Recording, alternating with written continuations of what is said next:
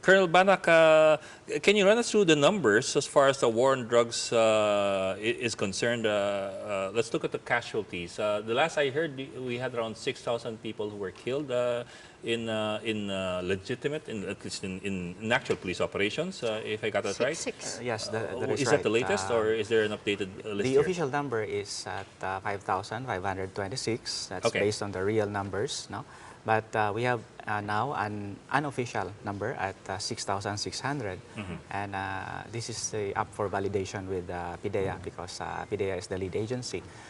But again, the number is that hovers between 5,000 to 6,000. Ito yung bilang ng mga ayon sa police ay nanlaban. Yes, Dun sa operation. yes, this is the number. Well, I'd also like to ask about yung sabi nga ninyo, and I understand this is a consistent messaging on the part of the PNP and the government, that we are winning the war on drugs in the last 3 years. And that's been a constant and consistent messaging by the government for the last 3 years. But at the same time, the President seems to be giving different figures every year on ilan yung mga drug addicts natin. Kasi I think we started off when the President was coming in at 1.8 ba yun, yung sa DDB? And then sabi ng Pangulo, it was 3 million pala. And the last we heard from the President was now 8 million drug addicts in the country. If we are winning the war on drugs, then how come we seem to be having a fourfold increase in the number of drug addicts?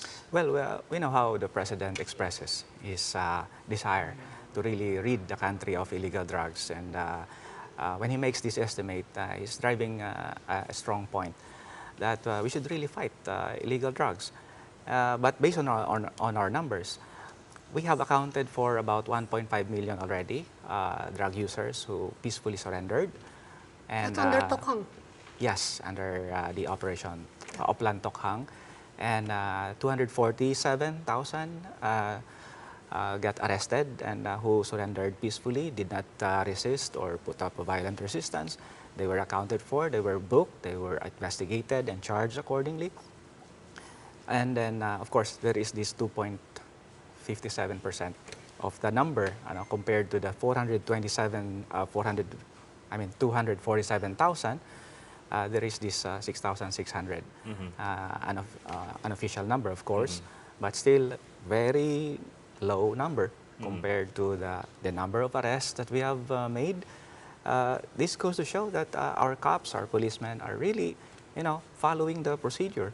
There is no policy of impunity, of wanton killing of suspects. No, that is not our policy. Our motto, in fact, is to serve and protect as much as possible.